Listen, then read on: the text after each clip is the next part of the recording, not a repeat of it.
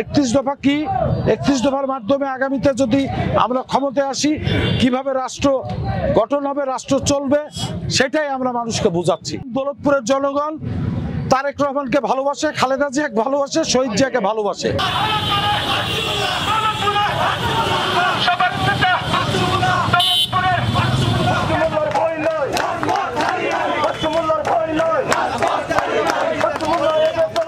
তারেক রহমানের 31 দফা রাষ্ট্র কাঠামো উন্নয়নের জন্য যে ঘোষণা দিয়েছেন, এটাই আমরা গতকাল মরিচা ইউনিয়নে করেছি, আজ ফিলিপনগর ইউনিয়ন করছি, পর্যায়ক্রমে 14টি ইউনিয়নেই এই রাষ্ট্র কাঠামো 31 দফা মাধ্যমে মেরামত করার জন্য আমরা বিলি করছি এবং জনগণের সাথে সাক্ষাৎ করছি, দেখা করছি, জনগণকে তারেক রহমানের যে 31 দফা সেটা বুঝাচ্ছি।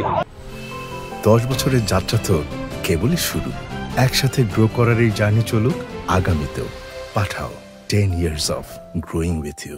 ইনশাআল্লাহ জনগণ, দৌলতপুরের জনগণ তারেক রহমানকে ভালোবাসে, খালেদা জিয়াকে ভালোবাসে, শহীদ জিয়াকে ভালোবাসে এবং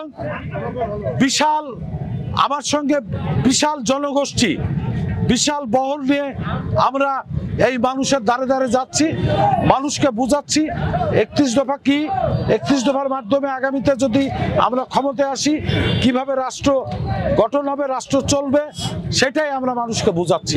এবং 14টি ইউনিয়নেই আমরা প্রত্যেক দিন এই প্রোগ্রাম আমাদের সেট করা হয়েছে। প্রত্যেক গ্রামে আমরা যাব, প্রত্যেক পাড়ায় আমরা যাব এবং মানুষকে বুঝাবো যে 31 দফা কি, 31 দফার মধ্যেই সবকিছু আছে। প্রচুর সাড়া পাচ্ছি, দৌলতপুরের জনগণ তো সব আমার সাথে। আমি 100% আশাবাদী, কারণ দৌলতপুর উপজেলার ওয়ার্ড, ইউনিয়ন, থানা সমস্ত কমিটি আমার সঙ্গে, যুব দল, স্বেচ্ছাসেবক দল, ছাত্র দল,